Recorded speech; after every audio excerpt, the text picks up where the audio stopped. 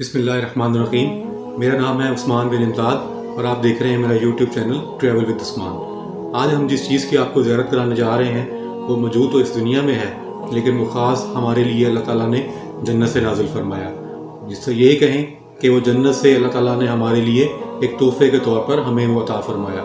آج ہم بات کریں گے حجرہ اسود کی، خانہ کعبہ میں جو خانہ کعبہ کی جنوب مشرقی دیوار میں نصب ہے، جس کے رائٹ سائڈ پر ملتزم ہے اور لیفٹ سائڈ پہ رکن یمانی ہے، جس کی ہم نے کل بات کی تھی۔ حجر اسود کے بارے میں آپ کو آج تفصیل سے بتائیں گے۔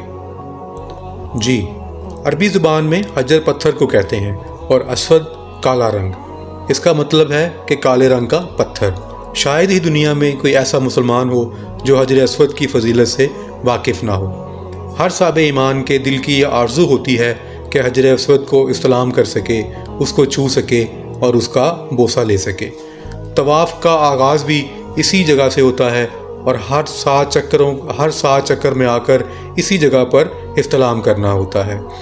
آج ہم آپ کو اس ویڈیو میں تفصیل سے بتائیں گے کہ حجر اسود کیا ہے، اس کے فضائل کیا ہیں اور لوگ اس کو کیوں چومتے ہیں، اور تاریخ نے حجر اسود کے ساتھ کیا کچھ کیا، اور بہت سارے حجر اسود کے بارے میں ایمان افروز واقعات کو اس ویڈیو میں بیان کیا جائے گا۔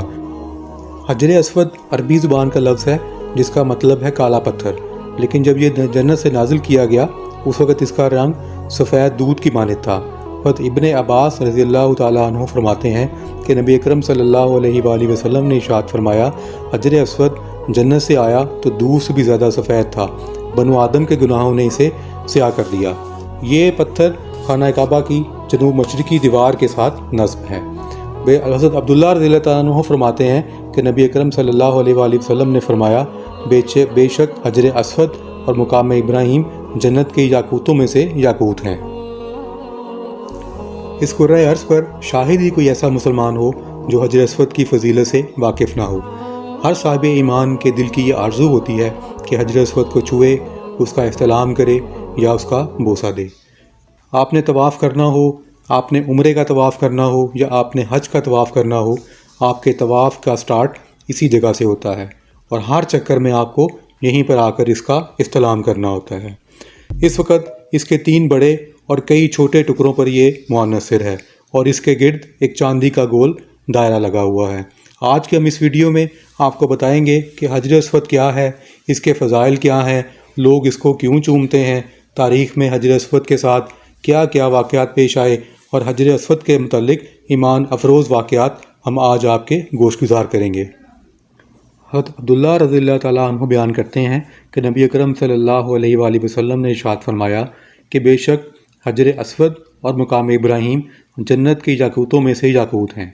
جب یہ دنیا پر نازل کیے گئے تو یہ روشن اور چمکدار تھے، لیکن دنیا میں اللہ تعالیٰ نے ان کی روشنی اور نور کو ختم کر دیا۔ اگر اللہ کریم اس کی روشنی کو ختم نہ کرتا تو مشرق سے مغرب تک سب روشن ہو جاتا۔ حضرت آدم علیہ السلام جنت سے اس کو ساتھ لے کر آئے اور تعمیر بیت اللہ کے وقت ایک گوشے میں نصب فرما دیا، لیکن طوفان نوح میں حضرت آدم علیہ السلام کے کعبے کو آسمان پر اٹھاتے وقت حجر اسود کو جبل ابی قبیس میں امانتاً رکھ دیا گیا۔ جب حضرت ابراہیم اور حضرت اسماعیل علیہ السلام نے اللہ کے حکم سے خانہ کعبہ کی دوبارہ سے تعمیر کی تو حضرت جبرائیل علیہ السلام نے یہ پتھر جنت سے لا کر ان کو دیا، جسے حضرت ابراہیم علیہ السلام نے اپنے ہاتھوں سے خانہ کعبہ میں نصب کیا۔ سن 606 عیسوی میں جب آپ صلی اللہ علیہ وآلہ وسلم کی عمر تقریباً 35 سال تھی اور سیلاب نے خانہ کعبہ کی تعمیر کو متاثر کیا اور کعبہ کی دوبارہ سے تعمیر کی گئی، لیکن جب حجر اسود کو رکھنے کا وقت آیا تو قبائل میں جھگڑا ہو گیا۔ ہر قبیلے کی یہ خواہش تھی کہ یہ سعادت اسی کو نصیب ہو۔ رسول اکرم صلی اللہ علیہ وآلہ وسلم نے بڑی خوش اسلوبی سے اس معاملے کو حل فرمایا۔ آپ صلی اللہ علیہ وآلہ وسلم نے حجر اسود کو ایک چادر میں رکھا اور ہر قبیلے کے سردار سے کہا کہ چادر کے کونے پکڑ کر اٹھائیں، اور آپ صلی اللہ علیہ وآلہ وسلم نے اپنے ہاتھوں سے دیوار کعبہ میں نصب کر دیا۔ سب سے پہلے عبداللہ بن زبیر نے اس کے گرد چاندی کا کور بنایا، لیکن 1268 میں سلطان عبد الحمید نے حجر اسود پر سونے کا کور بنوا دیا، جسے 1281 عیسوی میں سلطان عبدالعزیز نے دوبارہ چاندی کے کور میں تبدیل کر دیا۔ حجر اسود کی فضیلت کے بارے میں بہت سی احادیث ہیں، لیکن یہ جنت کا موتی گردش ایام سے نہ بچ سکا اور بہت بار ظالموں کے ہاتھوں میں آتا رہا۔ 7 ذی الحج 317 ہجری کو بحرین کے حاکم ابو طاہر کرامتی نے مکہ مکرمہ پر قبضہ کر لیا۔ اس وقت خوف کا یہ عالم تھا کہ اس سال 317 ہجری کو حج نہ ہو سکا اور کوئی ایک شخص بھی عرفات نہ جا سکا۔ انا للہ و انا الیہ راجعون۔ یہ اسلام میں پہلی بار ہوا تھا کہ حج بیت اللہ موقوف ہو گیا۔ اسی ابو طاہر کرامتی نے حجر اسود کو نکالا اور اپنے ساتھ بحرین لے گیا۔ پھر ابو عباس کے خلیفہ مقرنہ باللہ نے ابو طاہر کرامتی کو 30,000 دینار دے دیے، تب جا کر حجر اسود واپس خانہ کعبہ کو ملا۔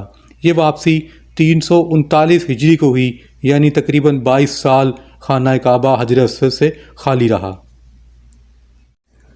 جب 30,000 دینار بحرین کے حاکم ابو طاہر کرامتی کو ادا کر دیے گئے اور یہ فیصلہ ہو گیا کہ حجر اسود کو واپس لایا جائے گا، تو اس وقت کے خلیفہ وقت نے ایک بڑے عالم شیخ عبداللہ کو حجر اسود کی وصولی کے لیے بحرین بھیجا۔ جب حضرت عبداللہ بحرین پہنچے تو بحرین کے حاکم نے ایک تقریب کا اہتمام کیا جس میں حجر اسود کو ان کے حوالے کیا جانا تھا۔ تو ایک خوبصورت اور خوشبودار پتھر ایک غلاف کے اندر لپیٹ کر لایا گیا کہ یہ حجر اسود ہے، اسے لے جائیں۔ شیخ عبداللہ نے کہا، حجر اسود کی 2 نشانیاں ہیں، اگر میں ان میں وہ 2 خوبیاں پاؤں تو حجر اسود کو لے جاؤں گا، ورنہ یہیں چھوڑ جاؤں گا۔ پہلی کہ پانی میں ڈوبتا نہیں، دوسرا کہ آگ میں گرم نہیں ہوتا۔ پانی لایا گیا، وہ پتھر ڈوب گیا، آگ میں ڈالا گیا، وہ سخت گرم ہو گیا۔ حضرت عبداللہ نے فرمایا کہ ہم تو اصل حجر اسود ہی لے کے جائیں گے۔ پھر اصل حجر اسود لایا گیا اور آگ میں ڈالا گیا تو ٹھنڈا رہا، پانی میں ڈالا گیا تو وہ تیرنے لگا۔ اس بحرین کے حاکم نے پوچھا کہ آپ کو یہ کیسے پتہ چلا؟ شیخ عبداللہ نے فرمایا، ہمارے پیارے نبی اکرم صلی اللہ علیہ وآلہ وسلم کی روایات ہیں کہ اس حجر اسود کے اندر یہ 2 خوبیاں ہیں۔ پھر حجر اسود کو ایک اونٹنی پر لادا گیا اور وہ خانہ کعبہ پہنچا دیا گیا۔ اس اونٹنی میں بہت قوت آ گئی کیونکہ حجر اسود مکہ مکرمہ کی جانب رواں دواں تھا، مگر جب اسے خانہ کعبہ سے نکالا گیا تھا اور بحرین لے جایا گیا تھا تو جس اونٹ پر لادا جاتا وہ مر جاتا، اور تقریباً بحرین پہنچتے پہنچتے 40 اونٹ مر گئے تھے۔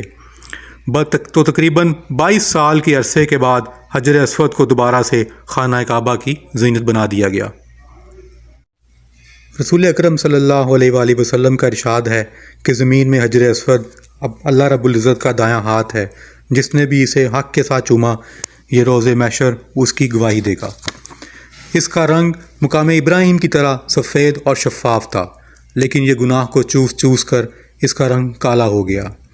یہ دعا کے قبول ہونے کا مقام ہے، اسے چھونا اور بوسہ دینا سنت نبوی ہے۔ یہ اللہ پاک کے دائیں ہاتھ کی طرح ہے، یعنی توبہ کرتے ہوئے اللہ سے مصافحہ کا مقام ہے۔ جس نے بھی اسے چھوا یہ روز قیامت اس کی گواہی دے گا، اس کو چھونے سے گناہ معاف ہوتے ہیں۔ یہ دعا ہے کہ اللہ تعالیٰ آپ کو اپنے گھر کی بار بار حاضری نصیب فرمائے اور یہ حجر اسود کو چھونا اور اس کا بوسہ لینے کی سعادت نصیب فرمائے۔ اگر آپ کو میری یہ ویڈیو پسند آئی ہو تو اس کو ضرور لائک کریں، سبسکرائب کریں، اپنے دوستوں کے ساتھ شیئر کریں۔ جزاک اللہ خیر۔